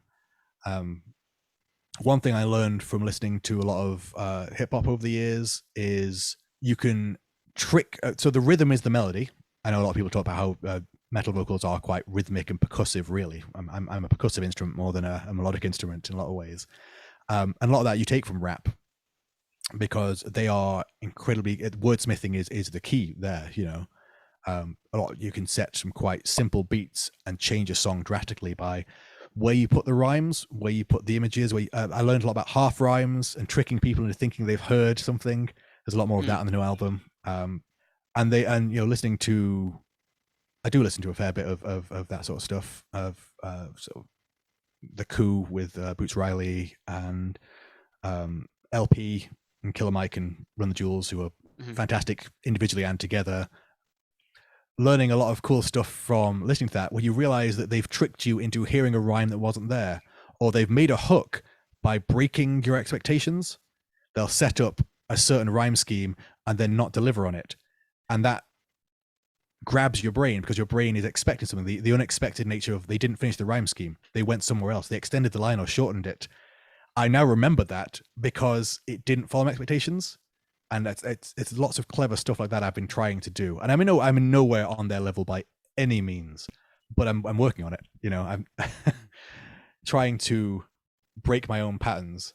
So what I'll have to use fewer rhetorical questions on the next album, because apparently that's been my thing. Hadn't noticed. Actually, you covered a lot of things that we wanted to ask you about. Like, we were going to ask you about rhyme and alliteration, because we did notice a lot of it. We even noticed some lines like unwanted and welcome, untouchable and clean, persona non grata and human obscene, that do alliteration and rhyme together. So these things are coming up, but I did want to double back on just one of the things that you were covering there, which is, and actually it's come up a few times in this interview already, is that your incorporation of quotes from other sources and ideas that you've kind of gone over before. You mentioned from The Handmaid's Tale, Star Trek. There's something you do on this album that no one we've talked to has done, which is incorporate audio clips from other places. Like you have Obama talking about trickle-down economics in one of them. Democracy in Darkness is the Washington Post headline. And I read an interview that you did where you talked about how you had a Rick and Morty line, Monument to Compromise. And I actually went and found that, and it's in a completely different context. I don't think, like, I was shocked that you kind of just came out and said you had a Rick and Morty quote, because no one would have ever noticed it. Like when I was looking for like something, but it's a line in the show that doesn't relate to the context using it, but it is there. And I'm just wondering, like, in some ways, this kind of felt like what we do for our jobs, academic writing, that we're drawing all these sources diversely to create an argument that is supposed to be, original and build on it. But was there any hesitation in drawing on these sources? Like, is there ever a struggle to take what is quote unquote someone else's words and make them your own? Like when you sing them as yourself? So there's two levels to this one. By the way, thank you for spotting the Rick and Morty quote. What's hilarious about that is it's in Kingdom. I mean, first of all, it is a fantastic line. I know it's in different context in the show, but a monument to compromise. That is a golden line. That is so good on so many levels. I honestly think that, which is why I stole it. But that song has the first third of it has quotes from T.S. Eliot and Yeats in it. The middle section has, Handmaid's Tale and that sort of stuff, and then it ends with Rick and Morty is one of the. It's not quite the last line, but it's pretty close to one of the final lines. Yeah, that song is a perfect example of how, like I said, lyrical magpieism is me going through and grabbing stuff and then realizing once you've pulled it out of context, the words are strong and you can fit them all together in this little jigsaw of ideas, which aren't my own, but can be used to represent what I'm trying to say. Like I said, This Is How the World Will End by Eliot. Everyone knows that line now, and immediately sets up the tone for what I'm saying and says more than I could have said, 10 more lines trying to explain that concept, but just stealing that gives a lot of context to people already, so I can now say more that I couldn't have done otherwise. As regards to the clips, that was an idea I had early on. I'm going to take credit for it. Because full credit to the guys, because the guys do most of the music writing, but I'm going to take credit for the clips. I'm going to take credit for the idea. Actually, finding the clips, Chris, our guitarist, was incredibly useful in that. I was kind of snowed under with work and lyric writing and other stuff, and I was saying, we need to find some stuff for these areas. And the Obama one was because it's very hard to find anyone talking about trickle-down economics in a way that's interesting. It's not a particularly interesting topic. Interestingly, three of the quotes we use on the album are from Americans rather than British quotes. I think mostly because America has that history of recording everything and everything being online and cinematic. It's a lot easier to find American quotes about things than it is British ones. I wanted a Hannah Arendt quote in there that fit a couple of things, because obviously, she's very influential and there's a lot of stuff that refers to her ideas on the album. But again, not that many. Well, there are some recordings of her, but they're not always that clear, and a lot of them are in German, which didn't necessarily help the message I was trying to convey, except perhaps in Germany. There was no real pushback or no difficulty with the quotes. The guys were all very on board with that, which I was surprised by. Well, maybe I shouldn't have been, because we're such good friends and so close now that we're on a similar wavelength. So when we have ideas which we might think are outlandish, usually everyone else is willing to consider them. This is the Obama one. The one in factions, full credit to Chris for finding. That's an ex-member of the Westboro Baptist Church talking about her experiences both in and then leaving the church. If you ever get to see, if you can see and listen to her talk, please do. It is incredibly eye-opening, I think, to see it from a ground level perspective in that sense. The Churchill one, it's fantastic because Churchill is such a divisive figure for clear reasons. Interesting that he's been co-opted by the right wing over here, despite the fact that he was incredibly pro-EU, because this was a man who had lived through a world war and didn't want to see it happen again, and thought the best way to do that was by joining countries together rather than breaking them apart. But on top of that, while he was keen on that, he didn't like people of certain skin colors being treated as equally as others. And that sort of paternalistic racism of, okay, they're people, but we brought them civilization kind of ideas. Like, oh, So we thought he was a fantastic choice for a song like Persona Non Grata, which is, the unwanted, unwelcome, untouchable, which was a Indian caste sort of thing, and he was, not particularly great when it came to India. We thought he was a great one to use for that, because another message of the song is to consider your history and not be blinded by it. And he's a person who has become, he's the nodding dog, if you know that reference. Churchill, the oh yes, nodding dog. Wes is looking at me like I'm a moron. No, I have no idea what that sense. reference is. Sorry, it was that. I'm just confused. So That's confusion. It's an insurance company, and there's a jowly dog is their mascot, and the insurance company is called Churchill, and it's become the sort of the sanitized, almost happy-go-lucky version of Churchill, when in fact, bit of a racist for his time, in some ways progressive, and in some ways very much not. He's a complicated figure. They all are. Famously, although he was our wartime leader, he was terrible at military tactics. People gloss over this fact, but apparently everything he suggested, the generals just rejected because it would have got everyone killed.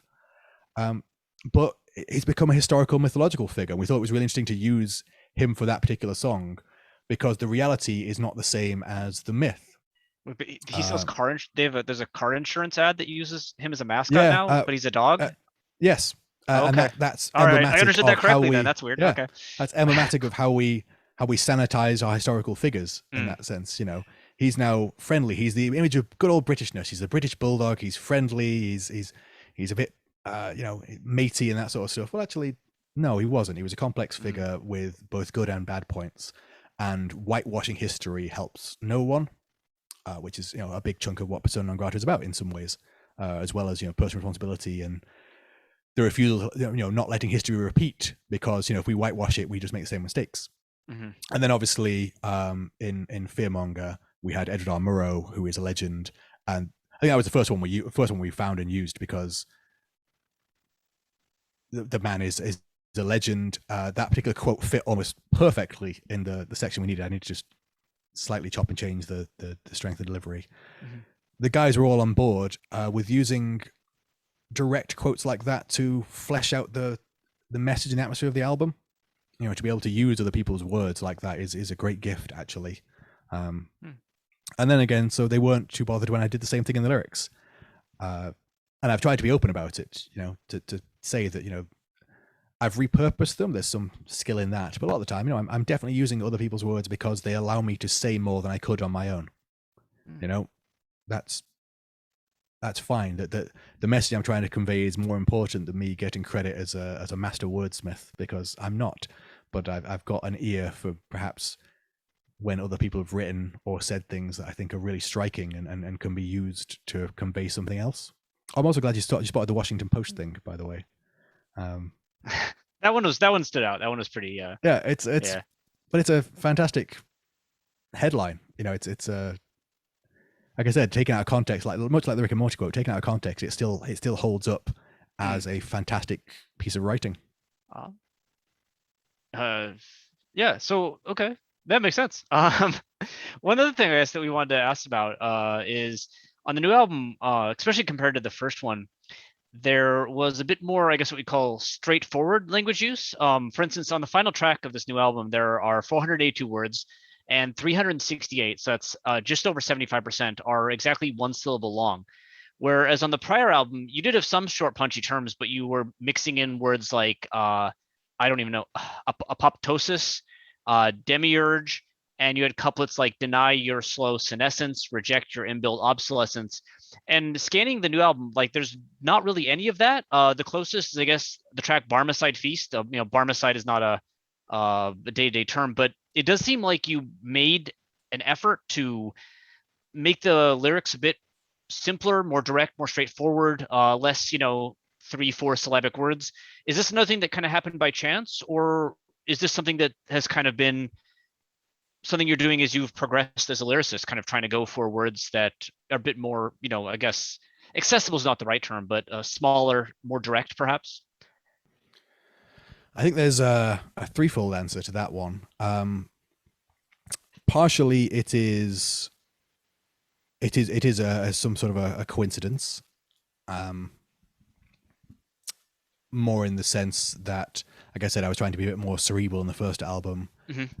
So I purposefully chose, certain words like that. The senescence obsolescence line from Acolytes is still one of my favorites.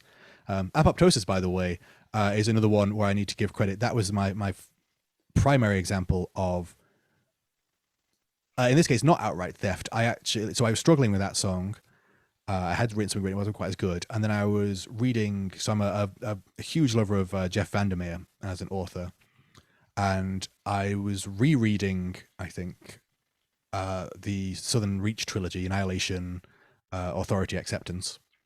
Annihilation, obviously it's a movie now, and it's a fantastic book as itself. And I reached out to Jeff and said, can I actually use some of the lines that in the book? There's a thing called the crawler in the tower, and the tower goes down rather than up. It's a very confusing idea. And the crawler didn't make it into the film because the film, as the director said, was based more on his sort of fever dreamed remembering of the book and filtered through a lot of other things, which is a really interesting way to make it. It's a very different take on the book than just a straight adaptation by all means. So Jeff was actually really happy that someone was wanting to bring the crawler in, and we even used the lyrics. We made sure they were written in the video we did for Apoptosis. But he went the extra mile and actually consulted his lawyer. He said yes, but went and consulted his lawyers about the wording to make sure we wouldn't get in any trouble. So he explicitly gave us permission to.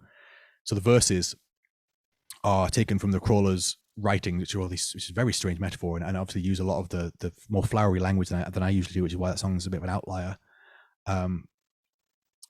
So that sort of skews that album a little bit, possibly towards the more flowery poetic language that he chose for that, because it is purposefully abstract. But all credit to him, by the way, for just going the extra mile and giving us permission and making sure we were covered and promoting the song when it came out. It's really nice. Cite your sources. That's good. Yeah, man, you always got to cite your sources.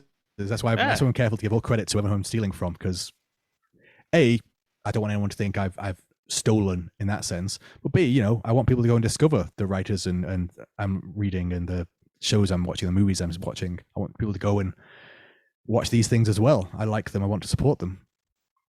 The new one, again, slightly coincidental in the sense of it's all about what fits the song. Obviously, when the songwriting changes a little bit, how I have to put the lyrics over them changes. I have a tendency to overwrite.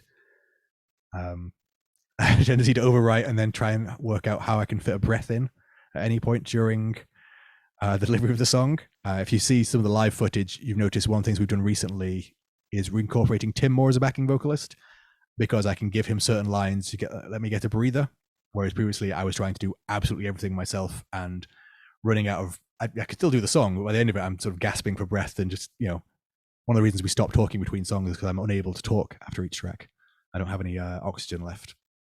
But there was a conscious decision to make the language a little more direct, not necessarily the shorter words by any means. I think the conscious decision to make the language more direct is there.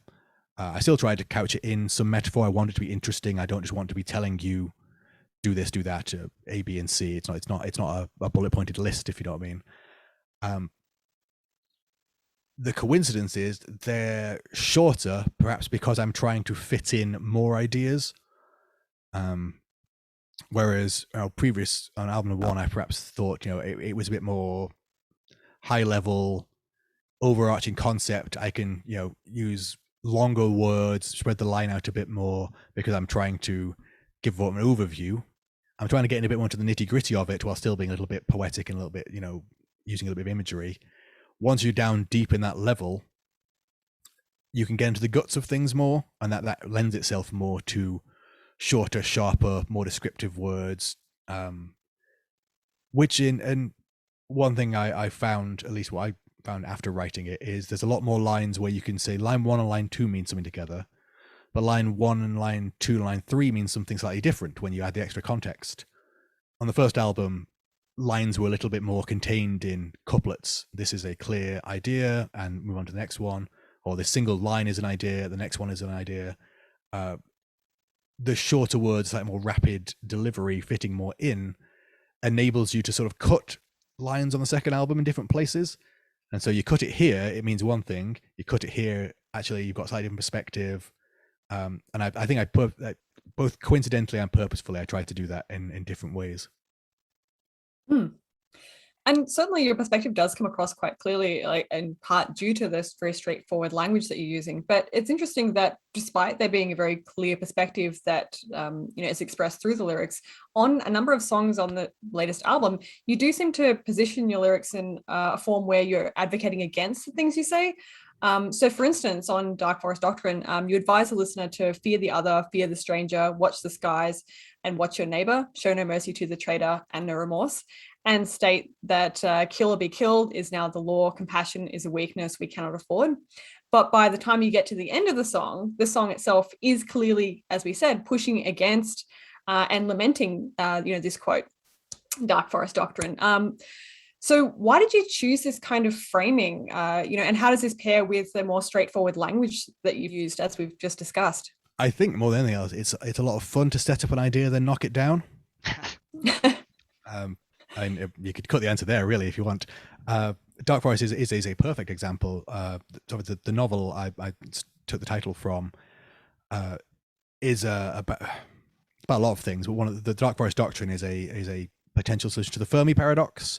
The idea that if life has evolved across the universe, where is it? Why is it dark out there? The Dark Forest Doctrine suggests because everyone's keeping their heads down, because there are wolves, or because the situation is such that isolationism is the only way of survival. And I thought that was a fantastic read for daily political life on the planet as well. The tendency towards isolationism, to keeping yourself to yourself, to fear the other in case they're dangerous rather than embracing them in the hope that they are friendly, is a lot of what drives humanity into its tribalism. And I thought setting that up as an idea, and it's good fodder for visceral language, and setting that up, and then slowly but surely just tugging the threads as the song goes along. In a lot of them, that sort of thing. They don't all go that way. Some are explicitly condemnatory from the start, but quite a few of them, Hive Mind is another one that actually takes it from the perspective of the antagonist in that sense, really. But by the end, as you're starting to see, there's a lot of, I'll reach back again to what I said earlier about taking things from like Fry and Laurie and Mitchell and Webb and Red Dwarf and Blackadder, that sort of thing. There's a lot of cynicism and sarcasm in that. A lot of the sketches, a lot of the episodes set up this idea that's generally accepted, and then use the thread, use the comedy as a tool to pull those threads and snip away at the edges and go, this is absurd, this is ridiculous. We've established the fact, and here is the counter argument through the comedy, through the sketch, or through the song in my case. I think that sums one that up, really. It's fun to do, and it's a bit different than just saying this is bad. It allows me to do a lot more with exploring the topic in quite a metal way, and then by the end of it, realizing that the song you thought you were listening to is not actually about what you thought it was. Is there a risk of misinterpretation, like somebody reading, for instance, kill or be killed is now the law, compassion is a weakness we cannot afford, and going, okay, yeah, no compassion, got it. Like that's Andy's advice. Cool. Yeah, totally. There always is. Okay.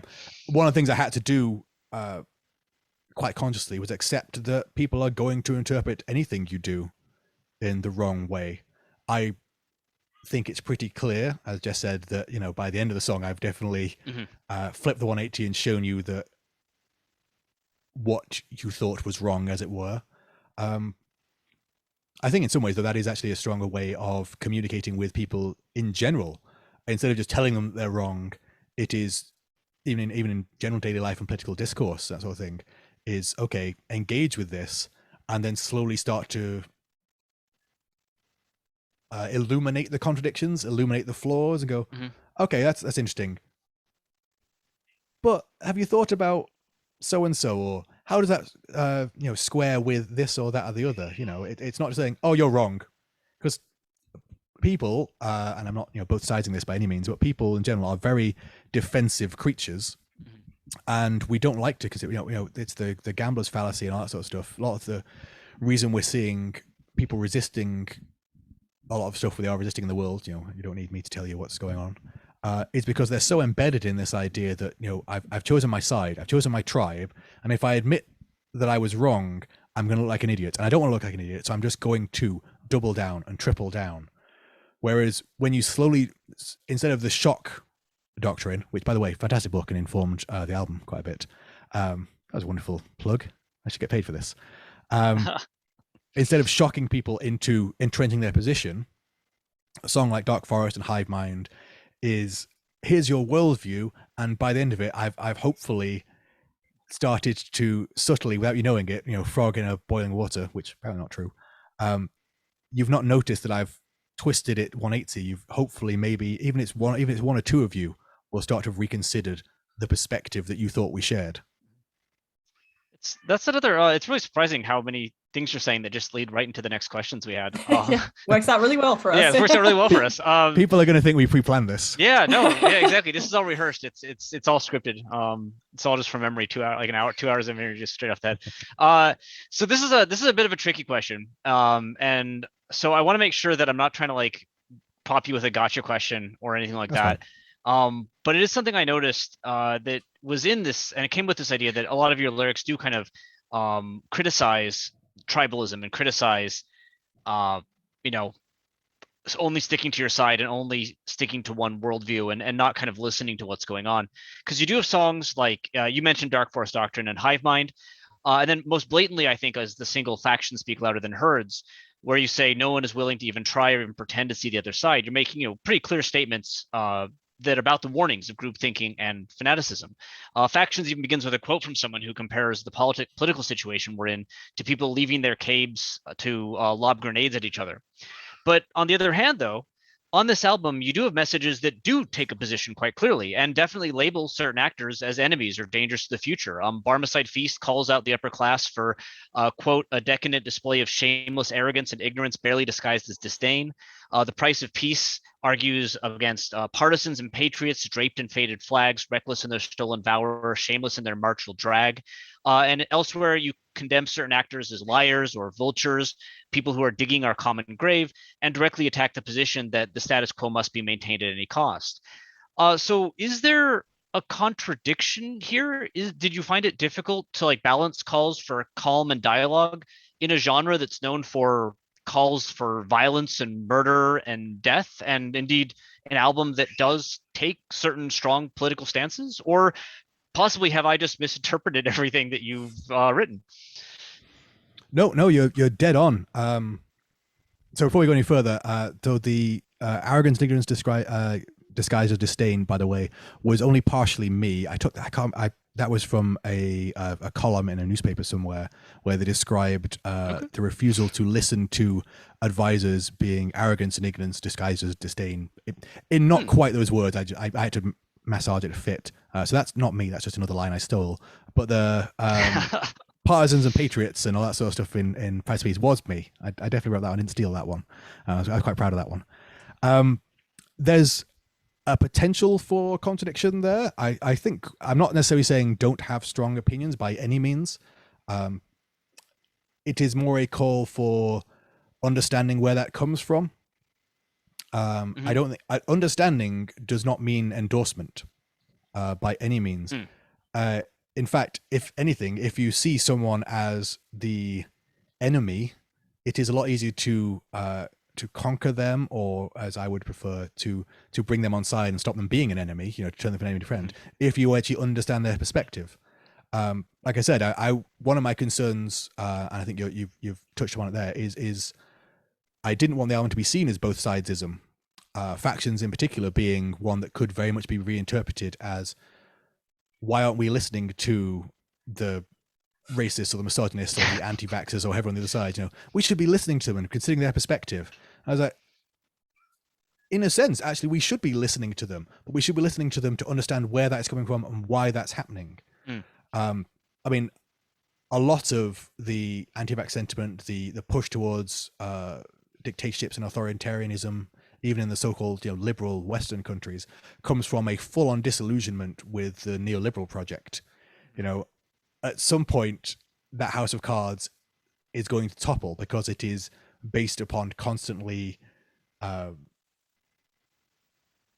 bailing out the banks and constantly gerrymandering elections. And that's not any one country. This is a horribly universal thing. And I think to understand people's rage and fury and why we've got to the position we're in, you actually need to be able to look at their perspective. When I say, you know, no one tries to even see the other side, there is an inherent danger in assuming you are right. Not just because you miss a lot of the nuance of the human experience, which is very important to bring people to your side, is to understand where they're actually coming from and what their concerns are and why they're hurting. You know, what's the Star Wars quote, fear leads to anger, anger leads to hate, hate leads to suffering. You know, a lot of this comes from fear.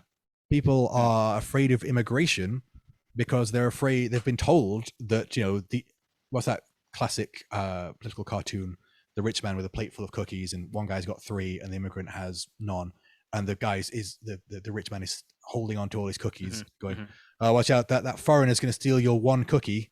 You think, you know, really sums it up. You've been taught to fear the other in that sense, but it comes from the fact that the current political situation and the social situation and capitalism in general hasn't delivered what it promised, hasn't delivered, you know, universal prosperity by any means, and people are hurting and they're looking for someone to lash out against.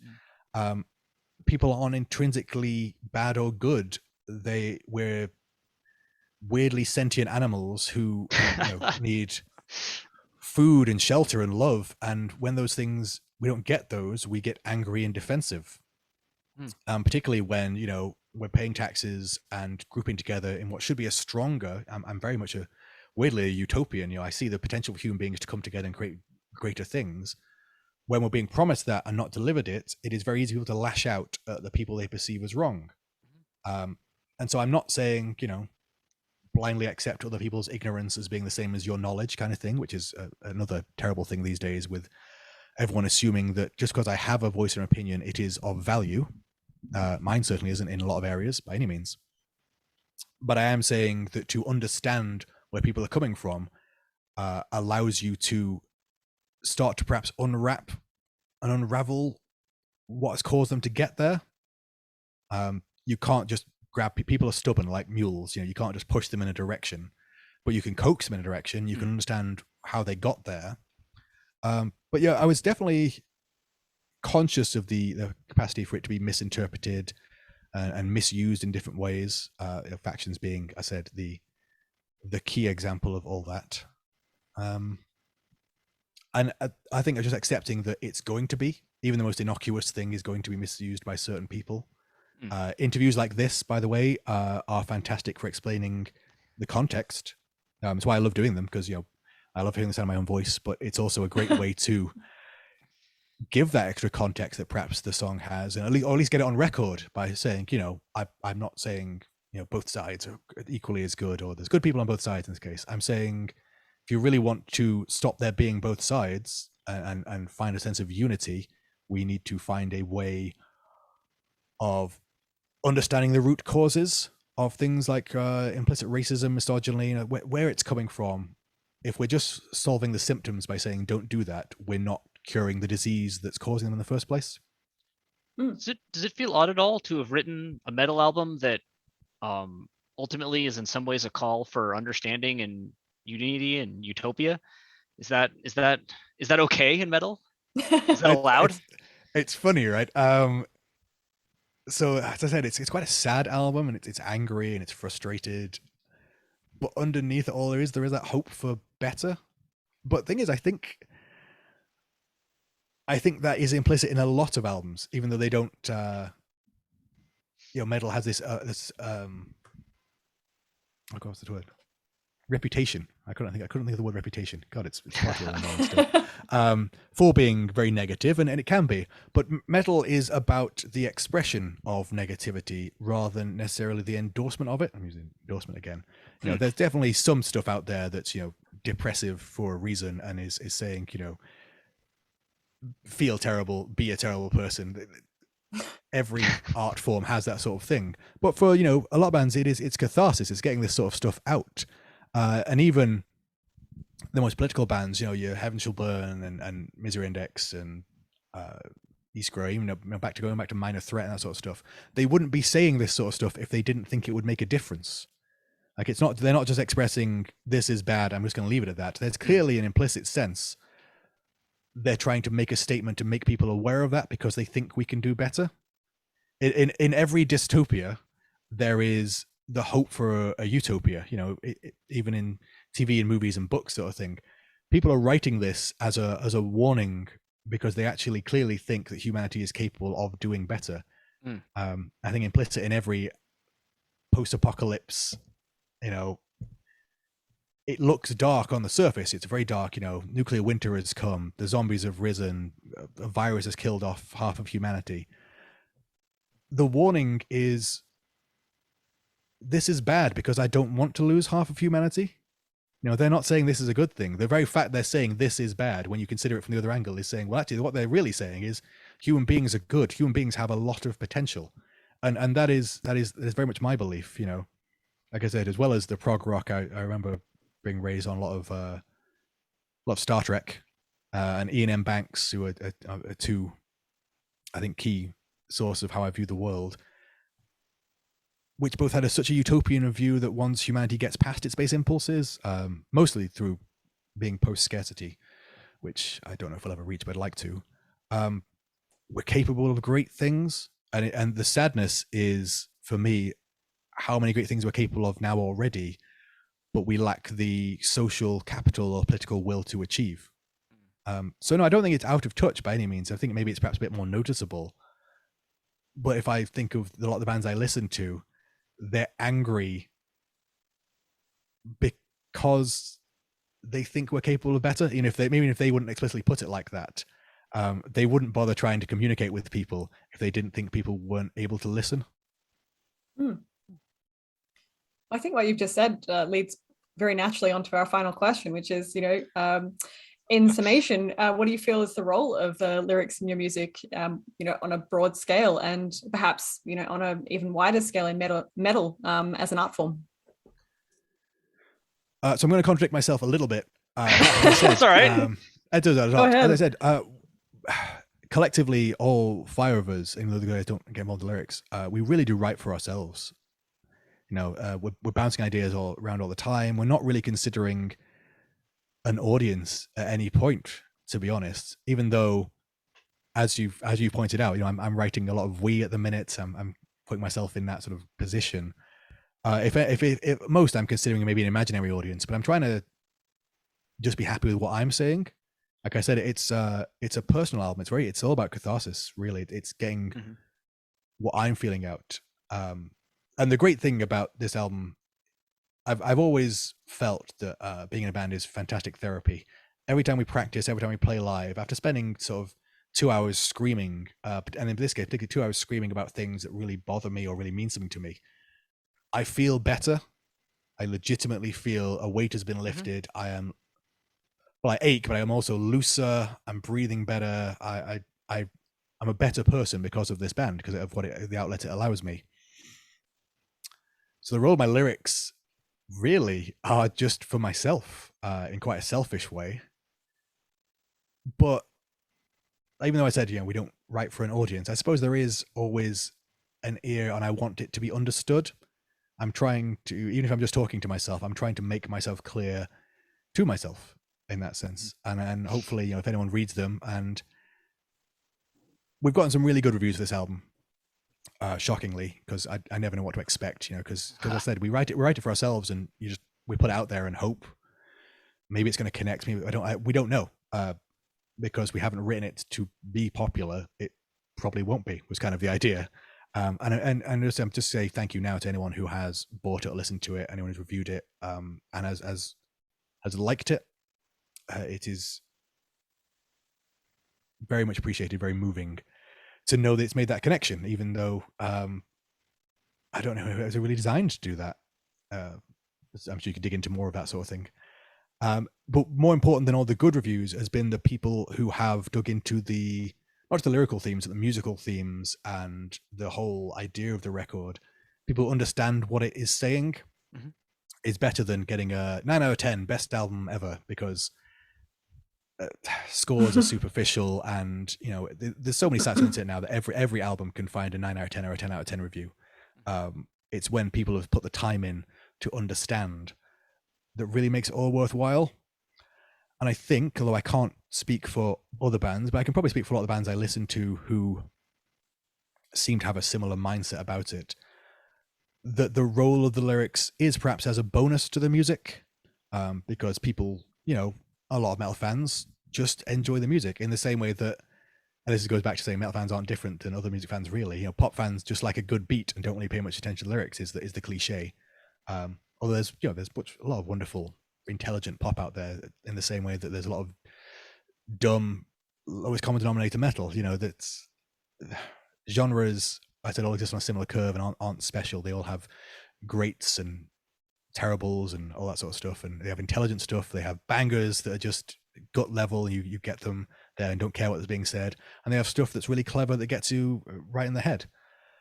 I think I can speak for, I can't speak for, but I'm going to, bands who put all the effort into the lyrics, knowing that even if only a tiny % of their audience really pays that much attention, that is still worthwhile.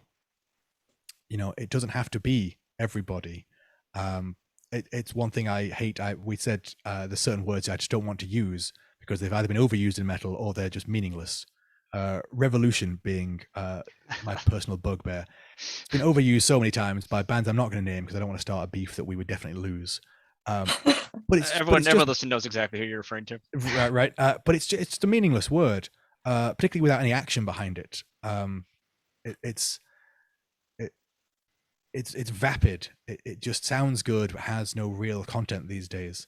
And a lot of quite successful bands have lyrics that are really open to interpretation because they're so generically written that everyone can see something in them, and so ultimately they have no actual meaning. Perhaps they do to the author themselves, but they've sacrificed that meaning for mass appeal, and I don't want to do that. And the bands I really love, like I said, I can love a band even if I don't love the lyrics, but I think for the most part the bands I do love are the bands whose message and medium both work together. And I think I would say that the role in that sense is to reach that small percentage of people who really do pay attention and to inspire them. It's great that people just love the riffs on the album, and if you are that person, you don't care much about my lyrics, that is absolutely fine, honestly. Thank you so much for appreciating the riffs. I'm sure the guitarists will love them, and I think I wrote one or two of them, so yeah, good for me. But if you do appreciate the lyrics on my album, if you appreciate the lyrics on any album, if you're that person who has gone and read the lyric booklet and has looked into where they're coming from, if you've looked into some of the other artists they cite, I just want to say thank you for going the extra mile. That makes it all worthwhile. It doesn't have to be universally accepted. As long as it's reaching, connecting with some people, I think it makes a difference. Yeah, absolutely. Well, yeah, thanks so much for taking the time to talk to us. This is a really brilliant and insightful interview. So, thanks for getting up early and chatting to us. Well, thank you for having me. As I said, once I'd discovered this, it was entirely my wheelhouse, and I've gone through several of them, and we'll be going back through more of the previous editions because I just find what you're doing really interesting, and hope you keep doing it. Thanks. That's it's huge high praise. encouragement Thank to you. hear that. Yeah. Yeah. To know that the people we're interviewing are enjoying the interviews, that always feels great. Definitely. Yeah, very much. So where can fans check out more of what you're working on? You mentioned a third album. I don't expect that's coming out this year or anything, right? But no, probably 2023. We'll be Okay. aiming for, but we've already got 4 songs mostly written for that one, extending from what we liked on this album. So each album is an extension. So when we did album 2, we were looking at songs like Acolytes and Demiurge from the first one. Your bigger riffs, I think, were kind of where we're going. The next one, there's a lot more playing around with dissonance and a lot more of the dynamics. There'll be a lot more quieter parts, extended bits where we're not necessarily playing full on death metal. Like I said, one of the songs, I'm gonna an exclusive. The first 2 songs we've written are a 2-parter song. We've never done that before.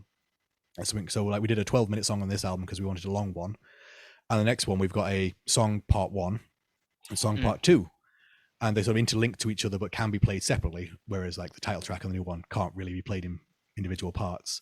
And the second part of that has what I'm hoping is going to be this sort of strange acoustic verse that is still going to be quite metal. It's hard to describe. So we're definitely got a lot of new ideas we didn't get to use on this album, and we're expanding on some of the songs we particularly loved. So each one is, hopefully people will see a common thread of our evolution. But we're going to lose some people. Like we lost some people on Kingdom who wanted another Seekers. And because Kingdom doesn't fit neatly in a particular subgenre, we definitely lost some people who just liked that particular subgenre, which again is fine. I'm not the sort of person who thinks just because you liked a band once, you have to like everything they do. I don't really listen to Opeth anymore. Not because they're not death metal, or even because they're not good, because I liked what they were doing. I liked it as it evolved, and at some point it evolved into something that I felt was a little too retro for my tastes. And so, okay, that's not for me. I'm not going to badmouth it. I think they did dip in quality, and they've come back up again since then, as they've really found their footing again. But if someone who liked Kingdom doesn't like the next album, that's fine, because it's not going to be the exact same thing again. We're going to keep evolving. Keep your eyes on our Bandcamp, that sort of stuff. We have I'm going to do the shilling at the end of the interview. Please. No, please. There is going to be a vinyl version. We fell foul of all the vinyl delays, and then our first test pressings were warped. So I had to get a second set sent through, which was again delayed, and every delay obviously just led to further ones down the line. So we're looking at sort of, I assume, February, March next year, I think, for the vinyl. But we are going to be issuing a little bonus track to go along with that for people who pre-order the vinyl. It's going to be a cover, which I'm not going to tell you what it is, but it's not a metal song. It's one of those metal songs where Tim, our guitarist, chose it, but the lyrics fit fantastically as a metal song, which I think is always important. I don't like people covering pop songs where it sounds ridiculous, you doing harsh vocals over lyrics that clearly weren't designed for them. In this particular case, I think people are going to be very, very pleased with what we've got. But it also features our first clean singing on a record as well, which is both me and Tim doing some harmonies. It is heavy as a very heavy thing that's got a degree from Heavy University, don't worry. But yeah, we're going to into the studio to record that in the next couple of weeks. So cool. Yeah, keep your eyes open and ears open for some new stuff as well. Sounds good. Sweet. Yeah. Sounds good. Yeah, we'll put those links in the episode description as always as well. Thank you very much. And again, just thank you for having me. It's been an absolute pleasure. Thanks for being here. Yeah, we appreciate it. Hopefully, you can, I don't know, take your morning nap. I am definitely going back to bed after this. Don't worry. Cool. Thank you so much. Right. Take care, both of you. Yep. Thank you very much. Yeah, bye. Thanks. Bye. Thank you for listening to Lingua Brutalica. We hope you enjoyed it, and we hope you stay tuned for our next episode. Before we leave, we just wanted to acknowledge that this podcast is recorded on the unceded lands of the Wurundjeri people of the Kulin Nation and the Gadigal people of the Eora Nation. We pay respects to their elders, past, present, and emerging.